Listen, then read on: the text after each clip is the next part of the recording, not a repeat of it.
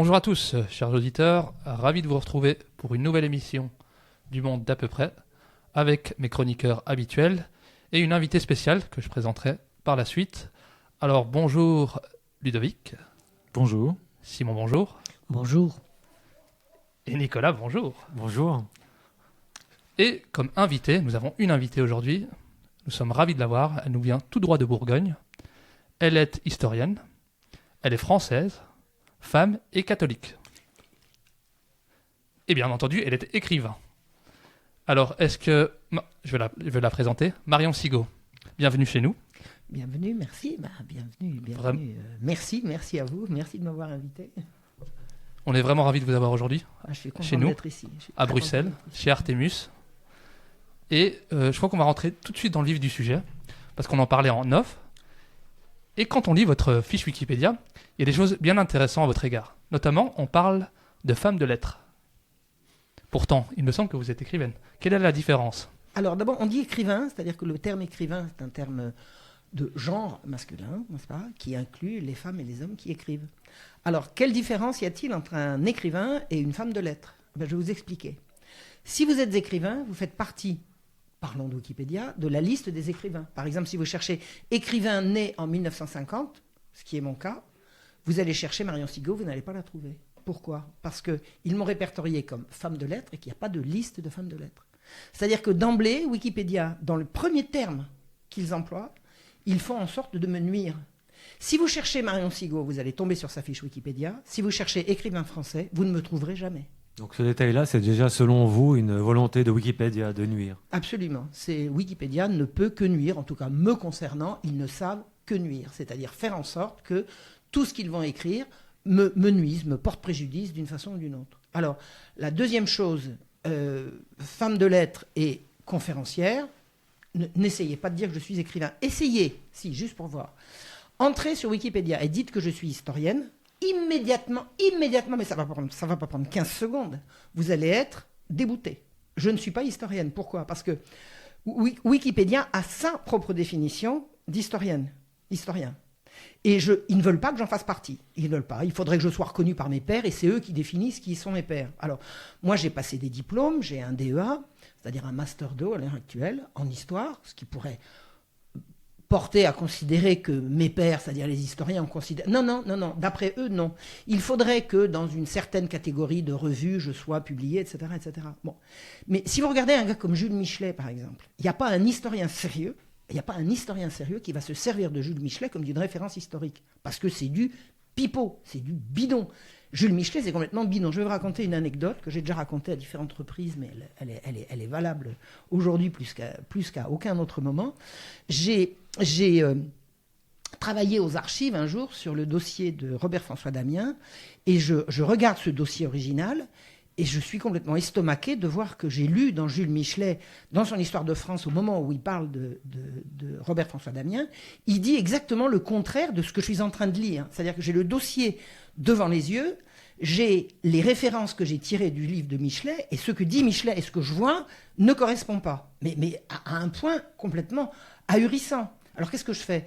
Je rentre chez moi, je dis mais il faut absolument que je trouve la réponse, et j'appelle les archives et je demande à parler à l'archiviste responsable du service où j'avais trouvé ces documents, et je lui pose la question.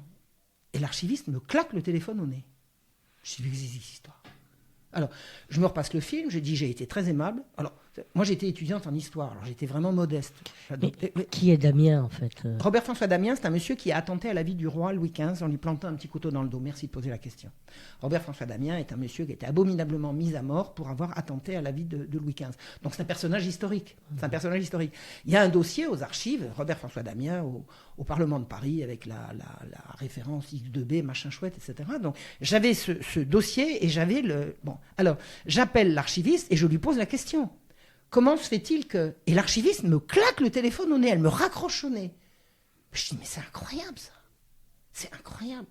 Alors j'en ai parlé à ma prof qui dit, mais c'est bizarre. Puis j'enquête. Et puis j'ai tellement bien enquêté que j'ai compris que un étudiant en histoire qui dérange un archiviste pour savoir pourquoi Michelet dit des conneries, c'est quelqu'un de pas sérieux. Parce que tout le monde le sait. Michelet, c'est de la Je vous le dis, c'est de Dites-le, la merde. dites-le. C'est pas de l'histoire.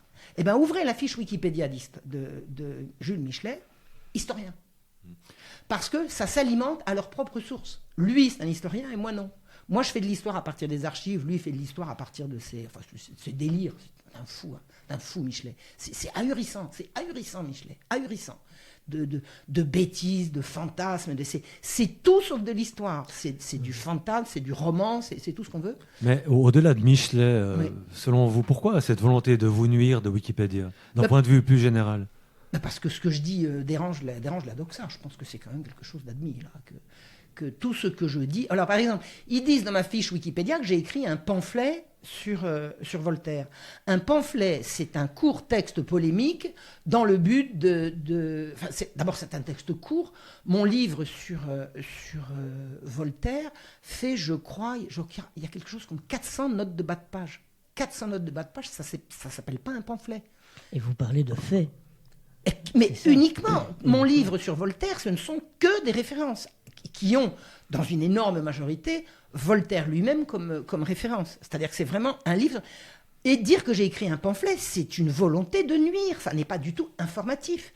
Dire elle a écrit un livre sur Voltaire, mais un pamphlet, non, c'est pas un pamphlet. Un pamphlet, c'est un texte polémique, court, destiné à alimenter un débat. Je n'ai pas écrit Voltaire pour alimenter un débat ou une polémique. J'ai écrit Voltaire parce que j'ai fait des recherches sur lui, que j'ai été absolument convaincu de la nécessité d'écrire ce livre. Alors au début, je disais non, je n'écrirai jamais sur Voltaire parce qu'il y a déjà trop de livres qui ont été écrits. Et puis non, celui-là, il n'a pas été écrit, c'est moi qui l'ai fait. Donc tout ce qu'il raconte, c'est pour nuire. Alors, je ne suis pas historienne, parce que c'est eux qui savent ce que c'est qu'un historien. Jules Michelet, lui, moi non. Je ne suis pas écrivain, je suis femme de lettres, conférencière, l'affaire est entendue.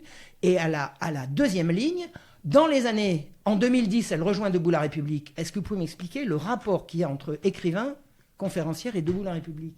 Et pourquoi nous sommes en 2023, ils vont se référer tout de suite à 2010? On ne voit pas le rapport. Mais ensuite, elle rejoint l'extrême droite. Et ben voilà, en 2 lignes, ils ont réussi à prétendre que je suis d'extrême droite. Alors, je n'ai jamais été d'extrême droite, je revendique. J'assume d'avoir été à l'extrême gauche, mais je n'ai pas quitté l'extrême gauche pour aller à l'extrême droite. Je n'ai pas quitté la gauche pour passer à droite. J'ai quitté l'extrême gauche, effectivement, pour passer à autre chose. Je ne me positionne absolument plus par rapport à la gauche et à la droite, mais ça, ils s'en foutent. Ils s'en foutent. On sait très bien que dès que quelqu'un a une étiquette extrême droite, il est cuit. C'est terminé. C'est la macule. Et il y a des gens qui se sont fâchés avec moi et que je ne peux plus joindre parce qu'ils regardent, tiens, Marion, elle est connue maintenant. Extrême droite, c'est terminé. Il y avait une jeune femme que j'adorais, je l'avais portée sur mes genoux quand elle était petite. J'ai essayé de la rejoindre récemment. C'est inutile. Je suis passé à l'extrême droite. Et c'est Wikipédia qui le dit en ligne 2. Mais Oui. au-delà de l'étiquette facile d'extrême droite, quels sont les arguments pour dire que vous êtes d'extrême droite? Ça vient de quoi? Elle passe à l'extrême droite. Les arguments, on va la regarder, la fiche Wikipédia. J'ai rejoint Égalité-Réconciliation. J'ai rejoint Égalité-Réconciliation qui, à l'époque, disait gauche du travail et droite des valeurs. Alors pourquoi j'ai pris droite des valeurs et pas gauche du travail? Gauche du travail, c'est pas extrême droite. En plus de ça, c'est vrai que, alors c'était l'argument, parce que gauche du travail et droite des valeurs, ça me convenait, mais c'est pas là-dessus que j'y suis allé. Moi, j'ai rejoint Égalité-Réconciliation pour une raison très simple, c'est que partout où je vais, depuis que j'ai commencé à écrire en 1989, je trouve un éditeur en claquant des doigts. Et au moment où mon livre sort, jamais je ne suis relayé dans les médias. Jamais. Ni la presse, ni la radio, ni la télévision, rien. Et ça va empirant, c'est-à-dire que mon premier livre, j'ai eu quelques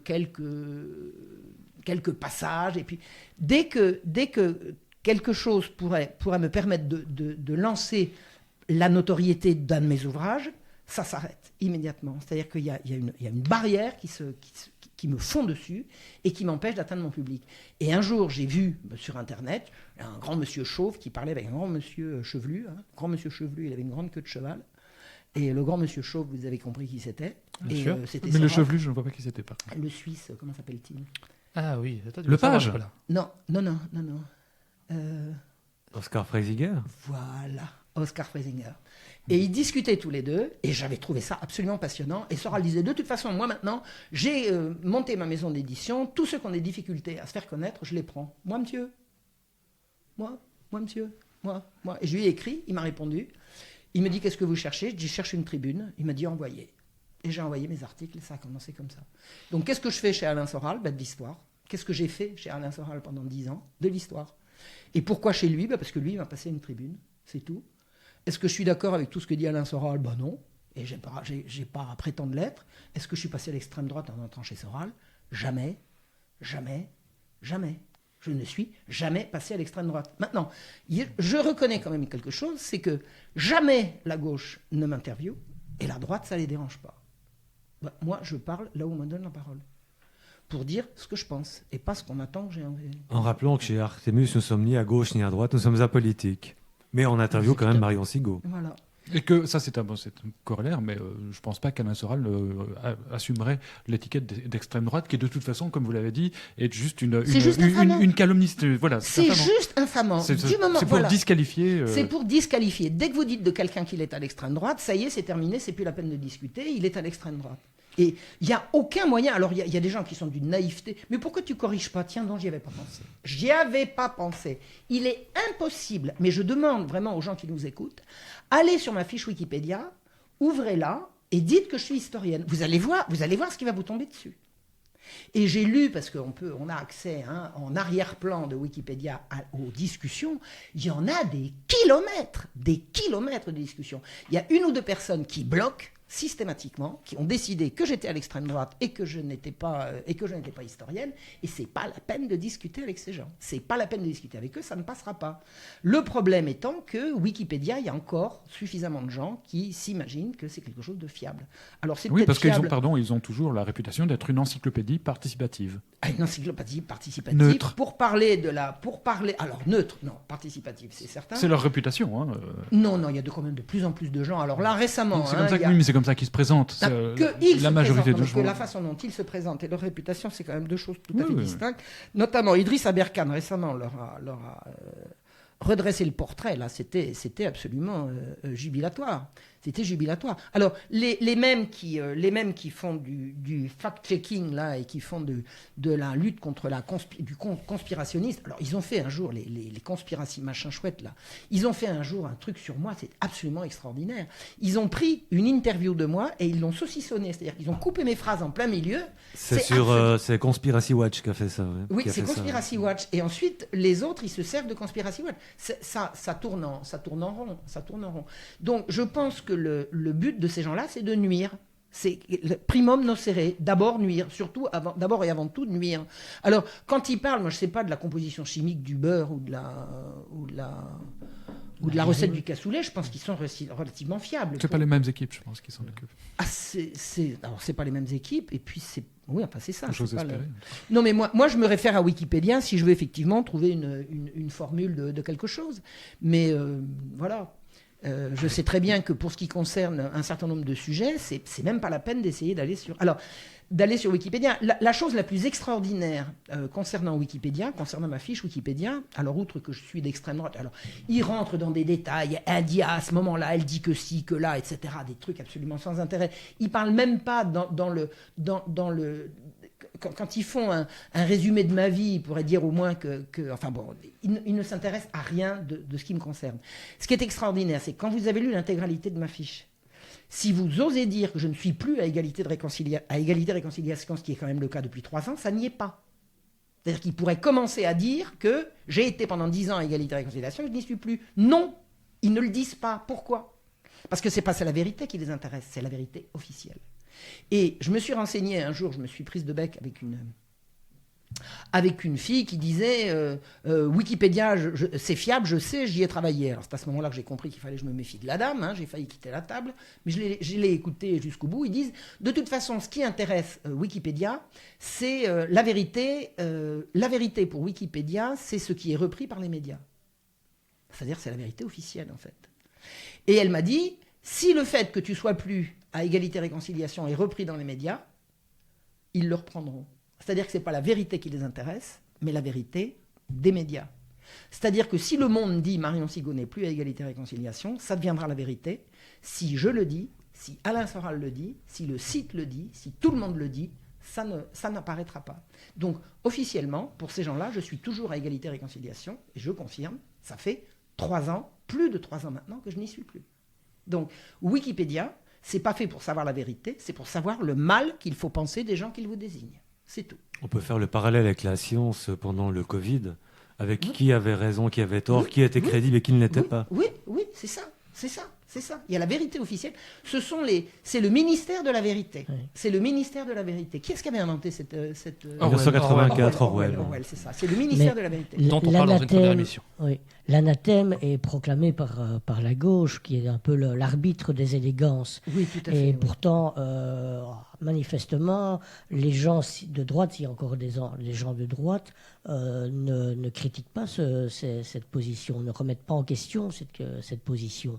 Alors que, par exemple, dans les années 60, disons, il y avait encore quand même un courant de droite, courant gaulliste, par exemple, en France, qui quand même était différent de ce qui a été proclamé. Donc c'est à partir de 68, véritablement, que la prise de pouvoir de la gauche est arrivée. Et aujourd'hui, on est véritablement à une espèce de paroxysme de ce courant de pensée qui domine tout, qui dirige tout.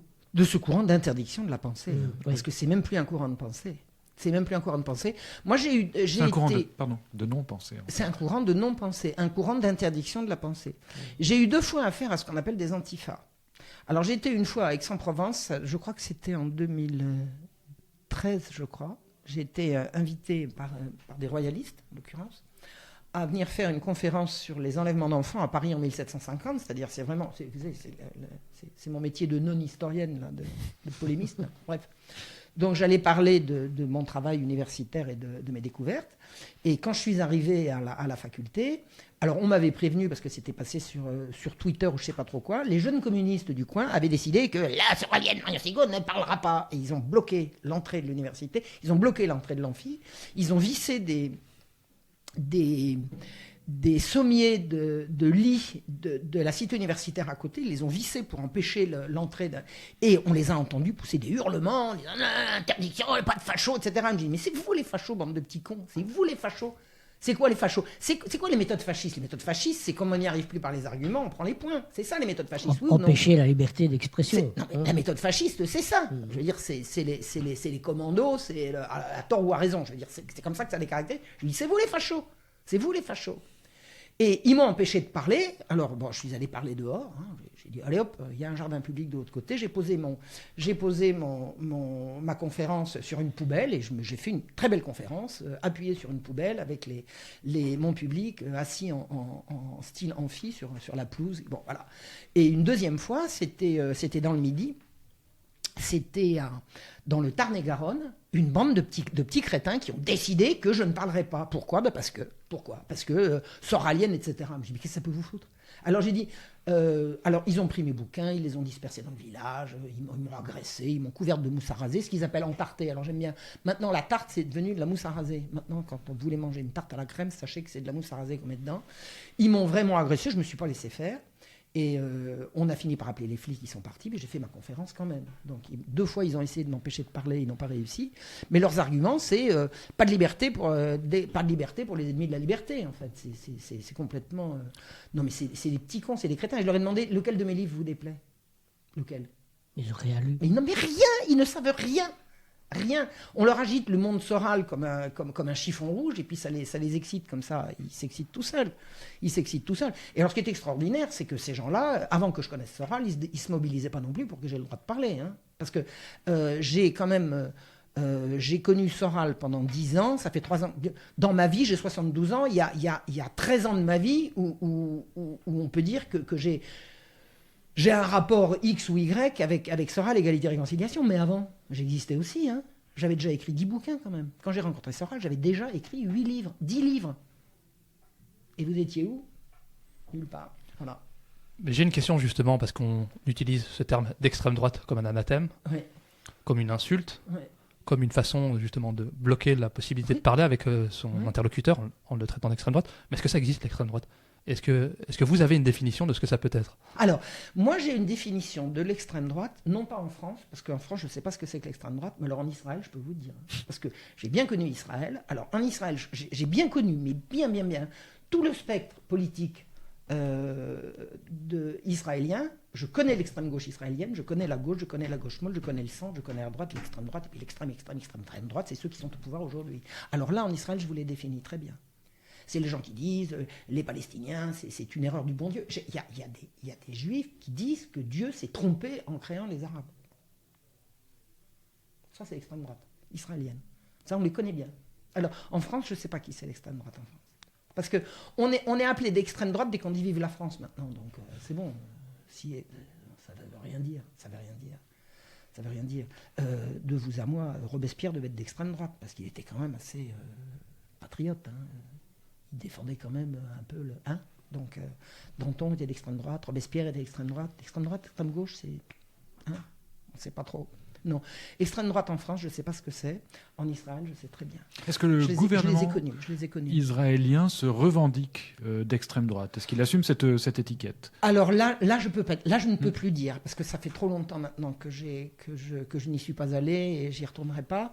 Donc je ne peux plus dire. Mais oui, la droite se revendique de droite en Israël. Enfin, se revendiquer de droite sans complexe. Oui, tout à fait. Est-ce que justement, pour ceux qui vous connaissent pas encore, vous pouvez nous expliquer comment ça se fait que vous avez une expérience justement d'Israël ? Ah, le mal de vivre, quelquefois, ça pousse à faire des expériences un peu inattendues. Racontez-nous.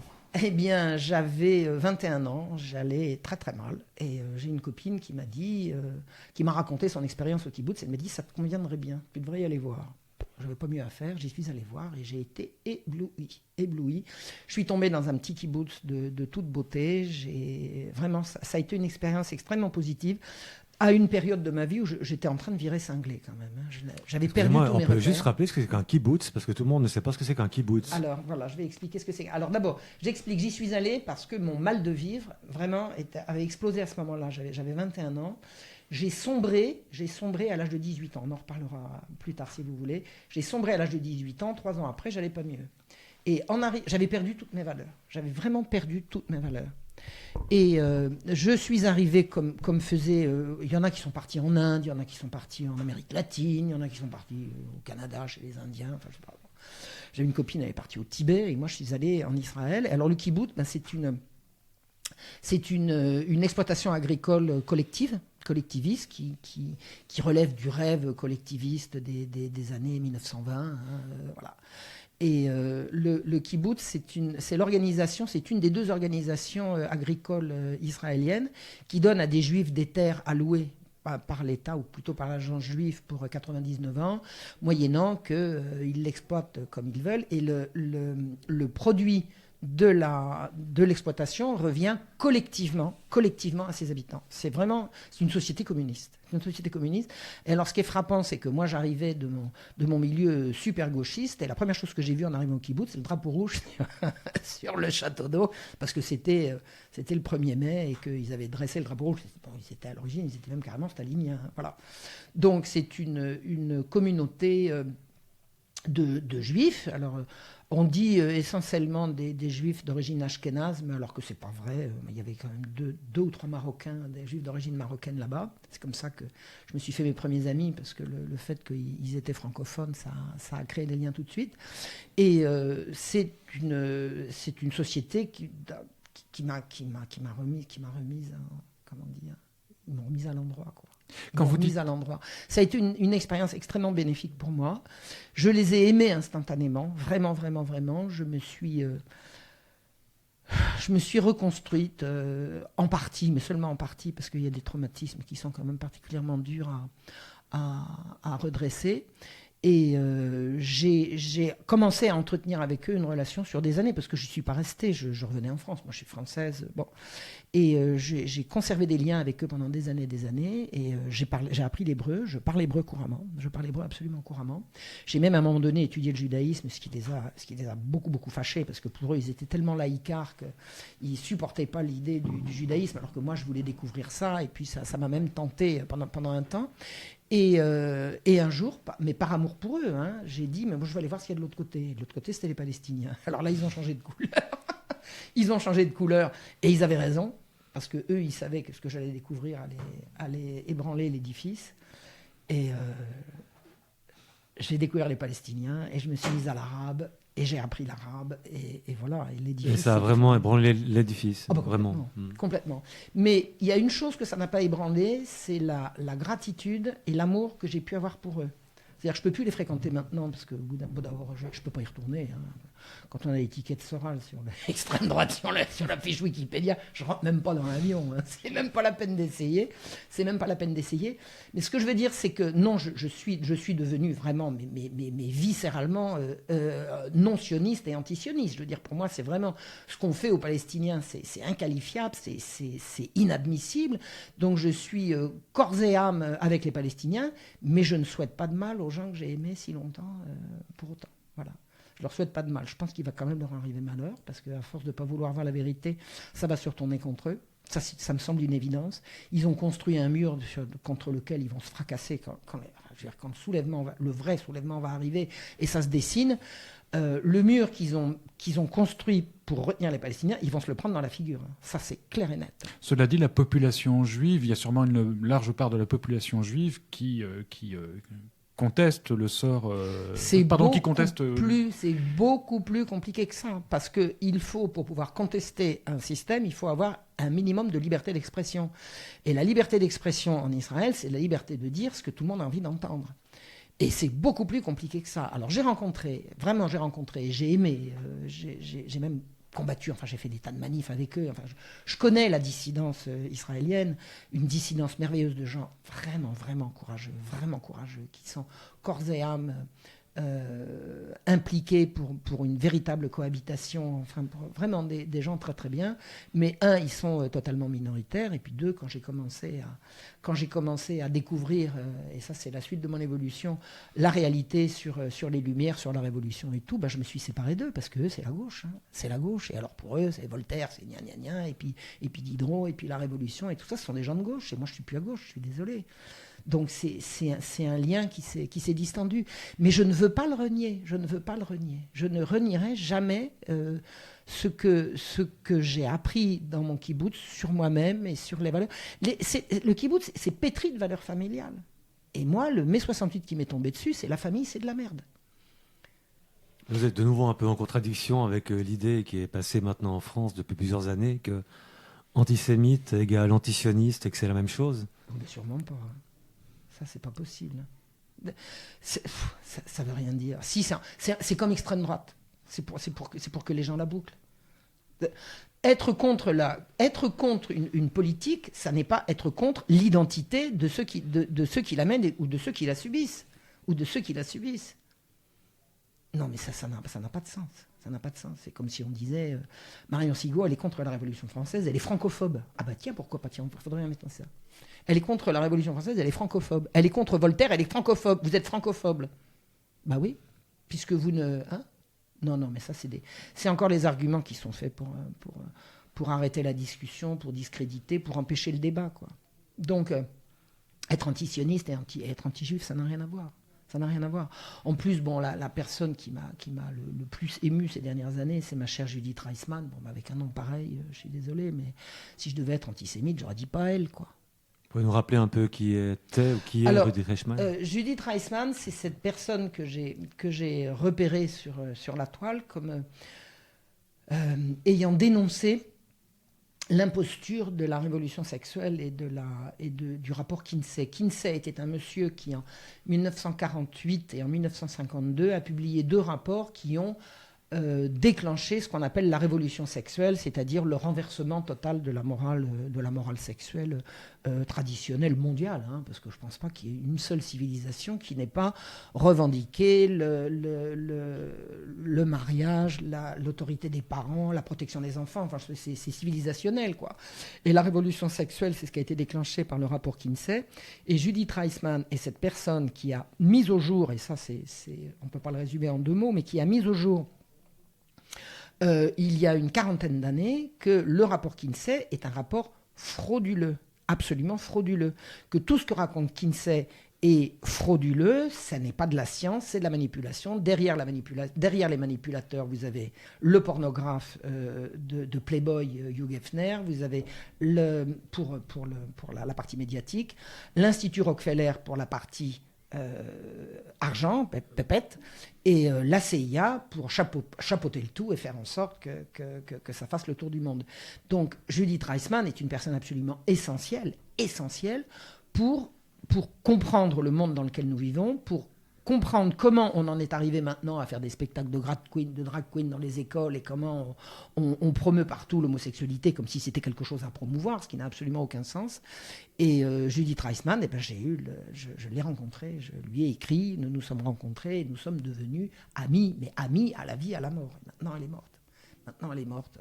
J'ai pas eu très très longtemps pour la connaître, mais alors j'ai fait récemment le tri dans mon ordinateur de tous les échanges qu'on a eus, mais il y en a des pages et des pages, quoi, des pages et des pages et des pages. C'est extraordinaire. C'est une personne. Pour moi, c'est un deuil terrible. C'est un deuil terrible. Alors bon, Judith, elle était pas que juive, elle était marrante parce qu'elle était d'origine juive, hein, mais communiste. Et alors, Émilie, à la maison, c'était le camarade Staline, le camarade Joseph. Ils étaient communistes, staliniens. Quand je l'ai connue à Zagreb, on s'est connus en Croatie, à un moment donné, elle me dit, elle se lance, on était dans le hall d'un grand hôtel qui nous avait reçus, elle se lance dans la Marseillaise. J'ai dit, mais tu connais ça ? Elle avait une voix, une petite bonne femme, elle avait une voix de stentor. Elle m'a chanté une Marseillaise et j'ai compris qu'elle avait elle avait adopté tout le corpus révolutionnaire français, c'était Robespierre, c'était les Jacobins et tout. Enfin, et puis elle a basculé. Elle est devenue chrétienne. C'est incroyable. Elle a basculé. Ses recherches m'ont mené à... Quand elle est morte, elle a été enterrée par ses enfants selon le rite judaïque, hein, parce que c'est ses enfants que ça concernait. Mais je sais qu'elle est morte. Hein. Elle est morte... en chrétienne. Elle est morte en chrétienne. Et ça, je l'ai vérifié. Je l'ai vérifié à différentes reprises. J'ai prié avec elle. On a prié ensemble. Donc, je sais de quoi je parle. Alors, elle est quoi ?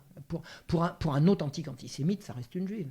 Est-ce qu'elle se revendiquait comme juive avant de se convertir au catholisme ? Je ne l'ai pas connue suffisamment longtemps pour le savoir. En tout cas, je sais qu'elle était à gauche, qu'elle est même à l'extrême gauche, et puis alors là, elle n'était plus rapidement, elle a compris. Enfin, je sais pas si c'est rapidement ou lentement, en fait, on s'en fiche, mais radicalement, en tout cas. Radicalement. Elle a remis en question absolument tout ce qu'elle croyait, mais tout.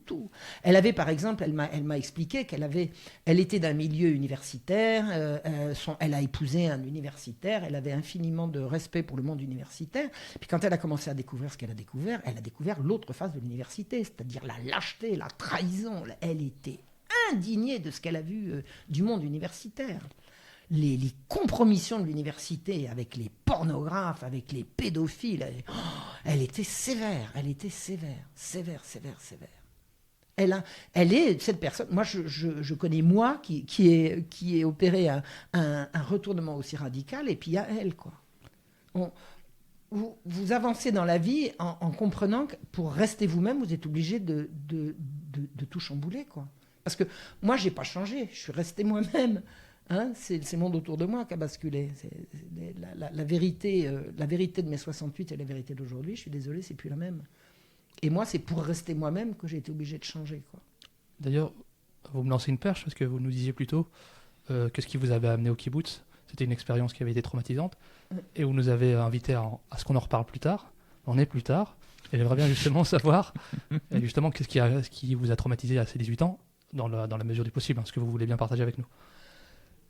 Mes 18 ans, ça a correspondu à deux choses. Ça a correspondu à le bouleversement de mai 68, qui était un brusquement une espèce de déferlante, de contestation de tout. Moi, j'étais au lycée en mai 68, il n'y avait plus de cours, c'était des assemblées générales partout, c'est le plus braillard qui prend la parole, dans une surenchère perpétuelle de toujours plus, de contester. Et ce qu'on conteste, c'est également les valeurs, donc il y a la contestation, la morale bourgeoise, la morale, elle est bourgeoise, le mariage, c'est bourgeois, et alors, alors, le sexe, hein, c'est la révolution sexuelle, c'est qui ne sait qui arrive. Moi, j'étais d'une famille catholique, j'étais très pieuse, hein, étant adolescente, j'étais vraiment une adolescente très pieuse, très, très croyante. Et j'ai vécu un drame familial absolument terrible. C'est-à-dire, j'ai vécu un conflit familial où j'ai failli perdre la raison. J'ai eu un conflit avec mon père, ça a été atroce. Et là, je n'ai pas envie d'entrer dans les détails, mais à un moment donné, c'était lui ou moi. Et ça a été violent, ça a été absolument atroce. Et à un moment donné, j'ai pris la décision de renoncer à moi-même. J'ai dit, en 2 mots, il voulait que je rompe avec un garçon que j'aimais. Et si je ne l'avais pas fait, je crois qu'il m'aurait tué. Il m'aurait tué. Donc, pour renoncer à ce que j'aimais, j'ai renoncé à ce que j'étais. Et j'ai endossé la révolution sexuelle, la révolution tout court. Je suis passé à l'extrême gauche et je suis rentré là-dedans. Mais c'est pour sauver ma peau. C'était pour sauver ma peau. Et j'ai eu raison puisque je suis toujours là. La révolution au service de la révolte personnelle. Et ça a été terrible parce que je me suis pas rendu compte que j'avais. Enfin, je m'en suis très bien rendu compte parce que je l'ai revécu cette scène. J'ai revécu le moment où j'ai dit de toute façon, soit il me tue, soit je le tue, quoi. Parce qu'il devenait fou. Il m'a fouetté. Tu romps. J'exige. Alors je disais non. Et puis à un moment donné, j'ai dit oui parce que il en allait de ma survie. Donc je me suis automutilé pour rester en vie. Et je suis rentré là-dedans. Alors j'ai complètement embrassé la gauche, après l'extrême gauche, et la révolution sexuelle. La révolution sexuelle, je l'ai tenue. Pour moi, c'était bien. D'ailleurs, c'est pas dur. Faites l'amour, pas la guerre. C'est quand même pas ça se vend, ça se vend. Mais ça se défend. Oui, complètement. Ça se défend. C'est un bon slogan. Ouais. C'est un excellent... Mais ça se défend. Et comme c'était l'époque de la guerre du Vietnam, fais l'amour, tu vas sauver les Vietnamiens, en gros. Et c'est-à-dire, c'est le vagabondage, c'est l'éloignement. Et alors, je dis pas... Tout le monde n'a pas vécu la révolution sexuelle de façon aussi radicale que je l'ai vécue, mais moi, je l'ai vécu comme ça, puisque j'avais renoncé à moi-même. Et en renonçant à moi-même, regardez, je me suis pas mariée, j'ai pas fait d'enfant. Et c'est la conséquence directe de ça. Mais en tant que catholique, maintenant affirmé, affiché, décrété, sûr de vous, vous avez pu pardonner à votre père? Oui, ça fait longtemps. Oui. Ah oui. Ah oui. Ah bah oui. Tant mieux. Hein. Oui. Mais de toute façon, je ne pourrais pas en parler aujourd'hui si je ne l'avais pas pardonné. Je pourrais pas. Ce qui ne veut pas dire qu'il ne me reste pas une dose de colère quand je... Parce que la colère, c'est une émotion, donc c'est passager. Foncièrement, je prie pour lui. Oui. Ah oui, et souvent. Moi, je voulais justement venir au terme de l'amour. Vous avez écrit un livre qui s'appelle De l'amour et du crime, du sexe et des enfants. Oui. Et il y a notamment le dernier chapitre qui s'intitule « L'amour est-il un crime ?» Et donc, vous écrivez « Poser la question, c'est y répondre. Non, l'amour n'a jamais été et jamais ne sera un crime. » Absolument. Mais un peu plus bas, vous dites aussi « Le pédophile aime les enfants. » C'est dit dans le mot. On ne se bat pas contre l'étymologie. Pédophile, c'est celui qui aime les enfants. Mais ce terme d'amour, justement, il est à la fois l'amour. Mais c'est ironique quand même. Il faut quand même aller au bout de ce que j'écris dans le livre. Je ne dis pas que le pédophile aime les enfants. Il les aime comme moi j'aime la salade à l'ail. Voilà, justement, c'est utiliser le même mot. Parce que, donc, il y a, je dirais, l'amour partage, qui devrait être le véritable amour. Et puis, il y a l'amour possession. Et là, on utilise le même terme. Et donc, c'est là toute une ambiguïté. Oui, mais l'ambiguïté, elle est savamment entretenue, parce que si je dis que j'aime la salade et que si je dis que j'aime mon mari ou que j'aime mes enfants, tout le monde sait bien faire la différence quand même. Donc, faire semblant de croire qu'il n'y a pas de différence, c'est un peu se foutre du monde.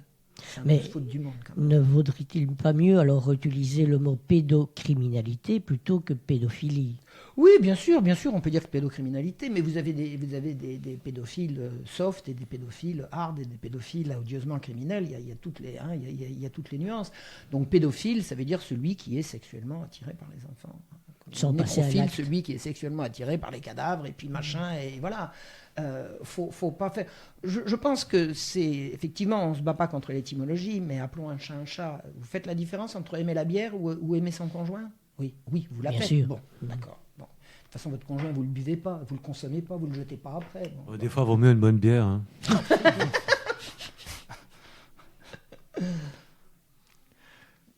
Ai-je répondu? Oui, très bien, très bien. Ouais. Alors moi, j'aimerais revenir quand même à mai 68, Ouais. que vous avez vécu. Ah oui, j'y étais. Euh, Bien, j'en ai des souvenirs précis. Hein. on n'ira pas dans les détails. J'ai encore l'odeur des gaz lacrymogènes. J'ai eu peur au début. C'était à Paris, rue Gay-Lussac Oui, j'étais rue Gay-Lussac le 10 mai 1968. Mais alors, Et vous voulez absolument que je vous raconte tout de suite ce que je vais dire dans la conférence de ce soir, c'est ça? Mais peu importe, puisque la conférence de ce soir, elle sera en direct et que là, d'accord, ok. Mais c'est tout ce que je vais raconter ce soir. non, mais on veut plutôt revenir sur mai 68 parce que beaucoup s'en plaignent, et surtout les gens on va classer à droite en France, en nous expliquant que le début de la fin, on va dire, des valeurs, de la morale était mai 68. C'est exact. Mais est-ce qu'il n'y avait pas tout de même une légitimité à ce mouvement qui a été derrière repris par la CIA pour en faire ce qu'ils en ont fait? Mais je pense qu'il y avait quand même une légitimité. Alors moi, je ne crois pas du tout que la CIA ait repris quoi que ce soit. Je pense qu'elle a initié de A à Z. Ah oui, complètement. Alors, vous ne pensez pas alors qu'il y a eu une volonté, une vraie, on va dire une révolte au sein des jeunes, qu'il y en avait peut-être un ras-le-bol Mais je veux dire, des chahuts, ça aurait pu être un chahut, quoi. C'est bien, c'est sympa un chahut de temps en temps. Ça aurait pu être un chahut. Et c'est devenu un raz-de-marée destructeur de nos valeurs. Que les jeunes, de temps en temps, fassent un chahut. Moi, j'ai déjà vécu un grand chahut, quelque temps avant, dans la cour du lycée. Il y a eu un jour un chahut. Les élèves, hein, c'était au lycée, c'est-à-dire le lycée à l'époque, il n'y avait pas collège et lycée, il y avait lycée à partir de la 6e. Donc l'intégralité des 2 cours de récréation, ils ont refusé de rentrer en cours. C'est un gigantesque chahut.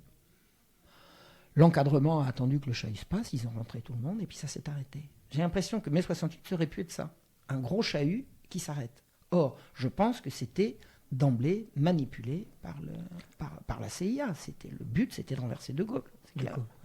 C'était de renverser De Gaulle, c'était surtout de faire passer la révolution sexuelle en France, en Europe, donc en France, par l'intermédiaar de la France, et ça a marché.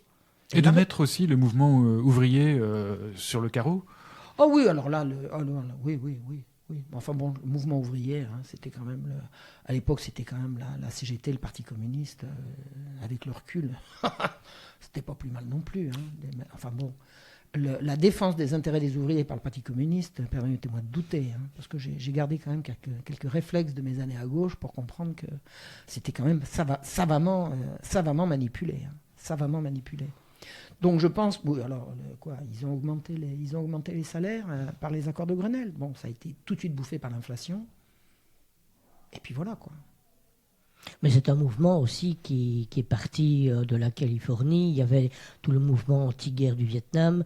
Puis ça s'est étendu dans toute une série de pays. Je me souviens également qu'à Berlin, par exemple, en Allemagne, il y a eu des manifestations très violentes. Mais c'est vrai que, quelque part, les gens ne se souviennent essentiellement que des événements parisiens. Oui. Les événements parisiens, moi je pense que c'était quand même savamment organisé. Ouais. Alors, ce qui est rigolo, c'est que, ça fait partie de ce que je vais raconter ce soir, mais moi quand j'étais adolescente, c'est-à-dire entre 1965 et 1968, justement 65-67, ça doit faire 2 ans, 65-67, j'étais à la jeunesse étudiante chrétienne. Alors c'est formidable ça, parce qu'un mouvement de jeunesse chrétien, moi ça me convenait très très bien. Ça me convenait très bien parce que ça permettait de rencontrer des jeunes vachement sympas, ça nous faisait rencontrer des jeunes sur différents lycées parisiens. En fait la GEC c'était un mouvement de jeunesse c'est extraordinaire. Ils ont préparé à mai 68. Moi je suis arrivé sur la barricade en construction de la rue Gay-Lussac le 10 mai 1968. Il y avait 2 cadres de la GEC qui étaient en haut de la barricade, brandissant le drapeau rouge. Donc c'est clair que le catholicisme de gauche m'a mené direct. Alors de catho, on est passé à catho de gauche, et de catho de gauche, on est passé à gauche tout court, puis après de la gauche à l'extrême gauche. Hein. Et catho, c'est resté derrière. C'est resté derrière, parce qu'on ne pouvait plus raccrocher les wagons après. Moi, à la messe, une fois que c'était à la guitare électrique, je veux dire, on n'avait plus besoin de ça, quoi. On était devenu la mesure de toute chose, et c'est comme ça que c'est parti à volo. Et le renversement, le retour sur moi-même, ça a été de retourner à la messe d'avant. Vous employez cette expression dans votre entretien avec Civitas, on était devenu la mesure de toute chose. Qu'est-ce que ça veut dire exactement ? Ça veut dire que c'est ce que je sens qui est important. C'est comme aujourd'hui, je me sens femme ou je me sens homme. Je suis la mesure de toute chose. Comment je me sens ? Comment tu le sens ? Tu le sens comme ça ? Alors c'est bien. Non, c'est pas ça le bien et le mal. C'est pas ce que je sens. Le bien et le mal, c'est au-dessus. Et le mai 68 vous fait devenir la mesure de toute chose. C'est-à-dire... si je le sens comme ça va. Ben non. Ça, c'est la glissade, c'est la débandade, c'est la chute. Que chacun soit la mesure de toute chose, je suis désolé, c'est plus une société, c'est plus une civilisation. C'est la barbarie. D'ailleurs, je pense qu'on arrive au bout quand même de cette logique. Oui, on arrive au bout, exactement. Absolument, je suis tout à fait d'accord. On arrive au bout de ça. Oui. Ça dépend encore de la longueur de la mèche, c'est ça ? Ouais. Vous voulez que je reprenne ? Allez, je vais le raconter. La mèche est allumée, la seule inconnue, c'est la longueur. Et encore une question. On voit que vous avez une vie riche, vous avez fait beaucoup de choses différentes et on pourra encore faire 1 heure ou 2 sur votre existence. Mais aujourd'hui, à plus de 70 ans, je dis votre âge parce que vous l'avez déjà dit. Oui, puisque j'en ai 72 et 73 aux prunes. Voilà. Hein, les prunes, à bientôt c'est le mois 73 ans, c'est quoi qui vous motive encore à poursuivre, à continuer tout ça ? Je crois que c'est l'amour de la vie. Hein. Je crois que c'est l'amour de la vie. J'ai un amour de la vie absolument incommensurable. Et que je crois que j'ai des choses à accomplir et que je les accomplis parce que je pense que je suis là pour ça, quoi. Je pense que je suis là pour ça. Faut comprendre que quand j'ai découvert l'horreur de la sexualisation des enfants et toutes ces abominations-là, je me suis révoltée. Je me suis révolté et je me suis rendu compte que je me révoltais contre Dieu. C'est-à-dire, j'ai dit pourquoi moi ? J'ai brandi le poing au ciel. J'ai dit pourquoi moi ? Parce que personne n'en parlait autour de moi. Moi, quand j'ai découvert ça, le mot de pédophilie n'existait nulle part. C'était pas dans les médias, c'était nulle part. Vous parlez de quelle année alors à peu près ? C'était 92, 93, dans ces eaux-là. C'est là que j'ai commencé à comprendre. Et j'ai commencé à fouiller, j'ai commencé à chercher. Et j'étais en avance de quelques années sur tout le monde.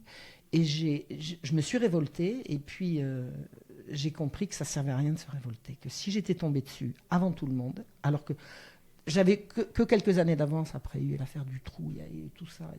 J'ai dit, c'est que j'ai quelque chose à accomplir. Donc, modestement, j'ai dit, je vais le faire. Et justement, encore aujourd'hui, vous vous sentez, est-ce qu'on peut dire que vous êtes investi d'une mission ? Tout le monde est investi d'une mission. On est tous investis de la mission de s'accomplir. Moi, j'ai compris que c'est comme ça que j'allais m'accomplir, moi. Vous avez cité... On est tous investis d'une mission de s'accomplir. On a reçu des talents, c'est pour les exploiter. Ça, c'est dans l'Évangile. J'ai reçu un talent, je l'ai enterré, je suis un mauvais serviteur. J'ai reçu un talent, vous m'avez donné un talent, j'en ai rendu 2, vous m'avez donné 3 talents, je vous en rendrai 6. Vous faites la volonté de votre maître. Je pense qu'on a reçu des talents pour les exploiter. Moi, j'ai reçu ça. Et je me suis révoltée contre ça. Et j'ai cessé de m'en révolter. J'ai dit, maintenant, j'en fais ma vie, quoi. Mais ça me convient très bien. Je suis pas malheureuse avec ça, du tout. Je suis pas du tout malheureuse avec ça. Vous avez cité justement l'affaire du trou et ô combien justement en Belgique ça a été un événement traumatique, terrible.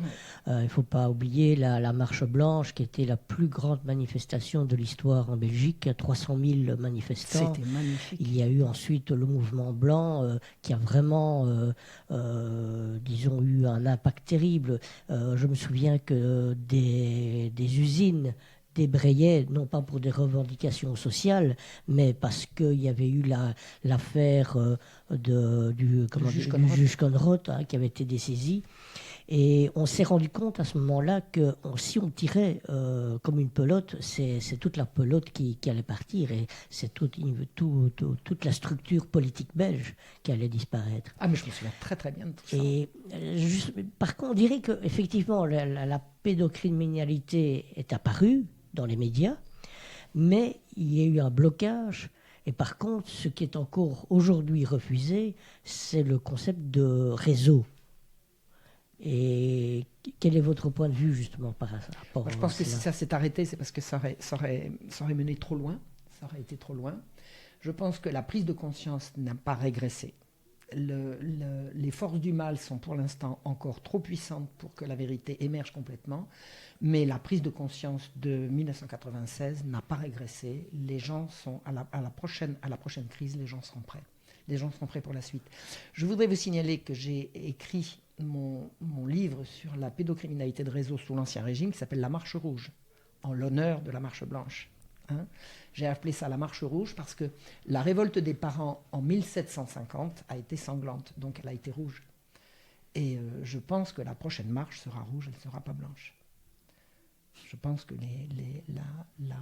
le chemin de la prise de conscience des parents vers ce qu'on fait à leurs enfants, et qui est maintenant véritablement déchaîné, c'est déchaîné maintenant, les agressions contre l'enfance, la prochaine marche sera certainement beaucoup, beaucoup plus violente. Alors, ça ne sera pas forcément aussi sanglant que celle de 1750, encore qu'il n'y a eu que quelques morts, mais enfin, c'était à l'échelle de ce que c'était à l'époque, ça a été quand même très, très violent.